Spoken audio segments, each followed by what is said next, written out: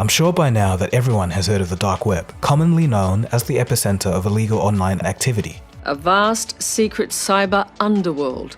It's called the dark web, and people aren't using it to buy shoes. They're buying drugs, weapons, anything you can imagine. People may also be familiar with Silk Road, or at least its history, the online marketplace where you could buy narcotics with absolute anonymity. But the dark web is part of something much bigger, the deep web, which makes up 90% of the entire web. Through our internet searches in our daily lives, we only see a tip of the iceberg. How did this all start? In this video, we'll take a look at both the deep web and the dark web. For starters, let's take a look at some basics. The web can be defined into three categories. First, there's the surface web, and that's everything that's open and available. Basically, everything that can be found through a Google search. Following this is the deep web. This is the portion of the internet that's hidden from conventional search engines, and it contains unindexed websites. Here, you can find personal information like your payroll and medical records, or a corporation's private data.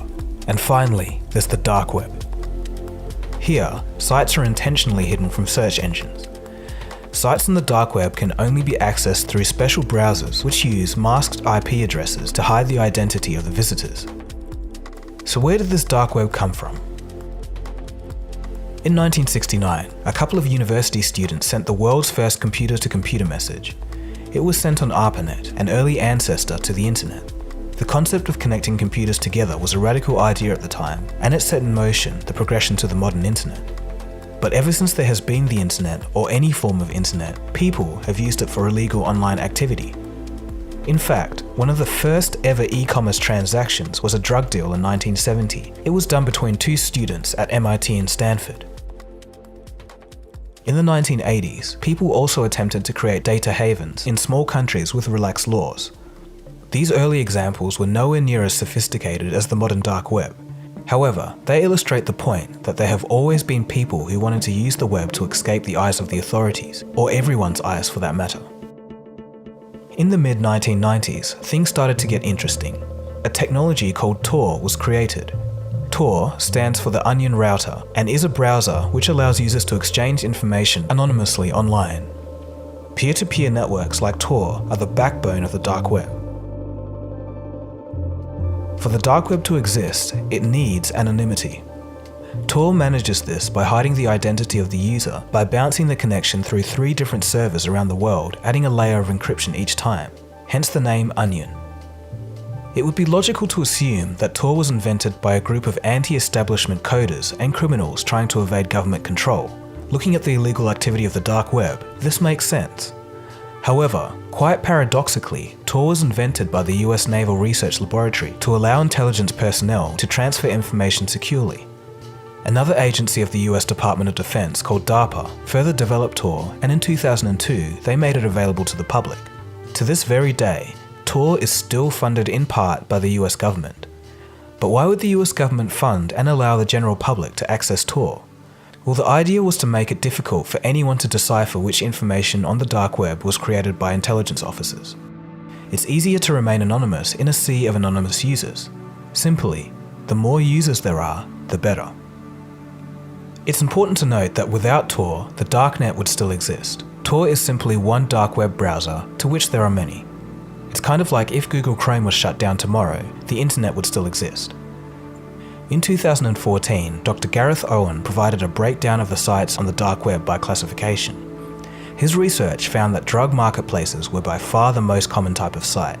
This was followed by other marketplaces, including fraud sites and Bitcoin sites, which are mainly used for money laundering. Okay, so let's take a deeper dive and take an interesting look at the deep and dark web. Firstly, it's huge and its size is growing rapidly. A 2001 study done by the University of California discovered that the dark web had 7.5 petabytes or 7,500 gigabytes of information. In just 2 years, this number increased to over 91,000 petabytes. Today, combined, the deep and dark web is over 96% of the entire web. To give you more of an idea of the scale, 60 of the largest deep websites collectively exceed the size of the entire surface internet by 40 times. When you do an internet search, you're only searching 0.03% of the entire web. The dark web is such a nefarious place that you can get scams based around murder. In one case, people kept falling for an elaborate scam to hire hitmen. A website called Besa Mafia claimed to offer the toughest Albanian hitman services, but in reality, it was two Eastern European men tricking people into handing over their money to pay for hit jobs that actually didn't happen. After getting their initial payment, the fraudsters often strung customers along, lying to them and making up stories about why the killing hadn't happened yet. They even started a fake moral panic around the issue. They started up false campaign groups and petitions calling for the Besa Mafia website to be shut down. This was a convoluted effort to make it look legitimate. It said that you can find anything from an AK-47 to a rocket launcher on the dark web if you look hard enough. Criminals have also been discovered selling fake degrees, certifications, and passports. People have also hired hackers to break into university systems just to change their grades. Stolen identities are up for grabs on the dark web. Passwords for individual bank accounts cost around $160, and your full identity, about $1,200. On the dark web, there's also a hidden Wikipedia. This contains Wikipedia articles that are immune from censorship. One of the most infamous sites on the dark web is the marketplace Silk Road. The name comes from an ancient network of trade routes which connected Europe, parts of Africa, Asia, and the Middle East. The name was borrowed by Ross Ulbricht in 2011 when he set up the first Silk Road marketplace under the alias Dread Pirate Roberts. Here, many things can be purchased with Bitcoin, but mostly illicit drugs and fraudulent documentation such as passports. Being mostly anonymous, Bitcoin, among other cryptocurrencies, was instrumental in allowing Silk Road and any anonymous marketplace to run. Ross Ulbricht was arrested in 2013 and charged in a high-profile case with money laundering, computer hacking, conspiracy to traffic narcotics, and arranging hitmen to murder 6 people. However, he was not prosecuted for the attempted murder charges. In October last year, the FBI swooped. Ross Ulbricht was sitting at his laptop in the science fiction section of a San Francisco library. But to ensure they got the evidence they wanted, the federal agents had to grab Ulbricht before he had time to shut down his computer.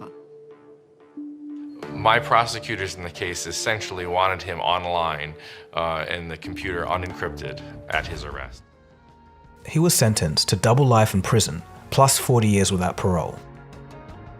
In total, approximately 170,000 bitcoins were seized by the US government from Silk Road and Ulbricht's personal account. At the time, this was roughly $100 million US. If sold at the peak of Bitcoin's price in 2017, it would be worth approximately $2.8 billion US. Ross Ulbricht had a staunch libertarian philosophy, believing that he was doing an ultimate good for the world. His rules for Silk Road outlined that only products that do not cause harm to innocent people may be listed. He fundamentally believed that he was giving power to the people against the government. It could be argued that the site reduced violence in society, as Silk Road provided a means to purchase narcotics without the violent nature of cartels, gangs, or local drug dealers. Ross Ulbricht's heavy prosecution has caused a stir in the online community. There have been arguments about how much of Silk Road was built by Ulbricht, as he had a limited programming knowledge. Some claim that this was the work of a group. New versions of Silk Road and other drug marketplaces keep reappearing. Perhaps as long as there is demand, there will always be another form of Silk Road. Tor and the dark web have also been crucial to whistleblowers.